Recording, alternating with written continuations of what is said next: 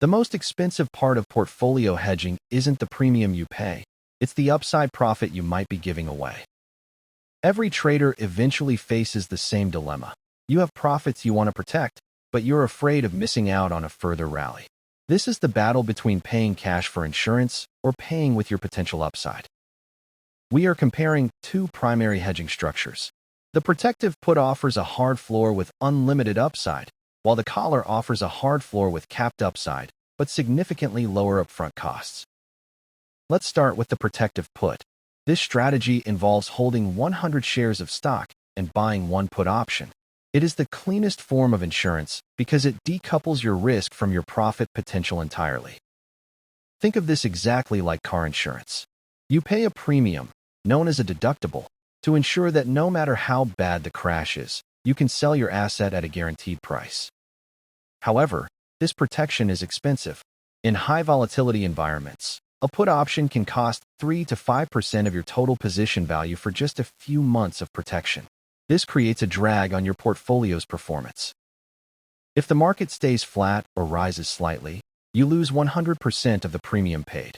You need the stock to rally aggressively just to cover the cost of the insurance before you start making real profit. Enter the collar. This strategy attempts to solve the cost problem.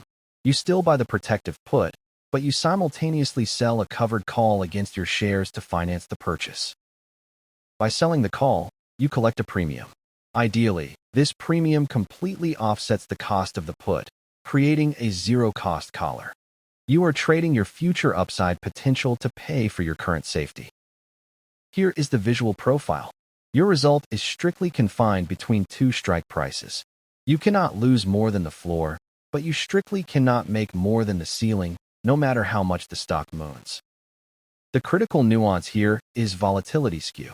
In equity markets, puts usually trade at a higher volatility than calls.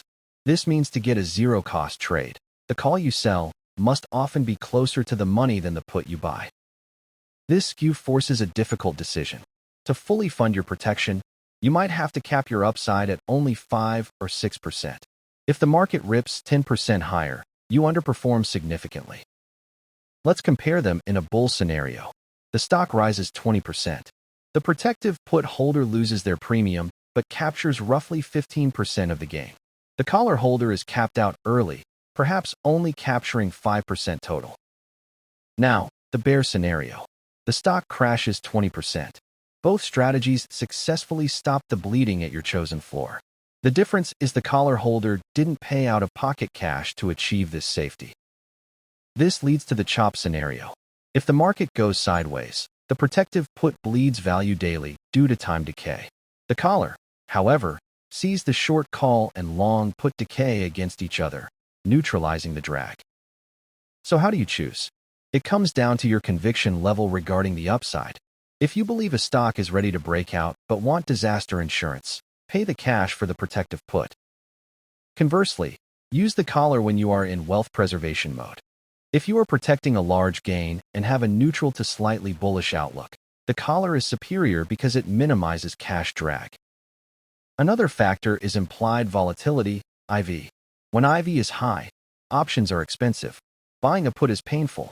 Selling a call helps offset that inflated cost. High IV environments favor the collar. Here is a simplified decision flow. Start with your market outlook, check the volatility environment, and then assess your willingness to cap potential gains. Be careful with legging in. A common mistake is buying the put first and waiting for a rally to sell the call. If the market drops immediately, you are left with an expensive put and no way to finance it attractively. Also, avoid setting your collar too tight. If you cap your upside just 2% above current prices, you are likely to get your shares called away, triggering a taxable event and transaction costs you didn't plan for. For long-term investors, consider rolling your collars. As the stock moves up, you can close the position and open a new collar at higher strikes, effectively locking in profit steps along the way.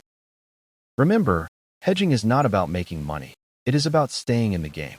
The cost of the hedge must be viewed as an expense of doing business, not a failed trade if the market doesn't crash. In summary, use the protective put for explosive upside potential with a safety net. Use the collar for steady, cost-efficient protection when you are willing to trade potential jackpots for peace of mind. Analyze your portfolio today. If you have positions with massive unrealized gains, running a collar simulation might be the smartest move you make this year. Choose the hedge that matches your market outlook.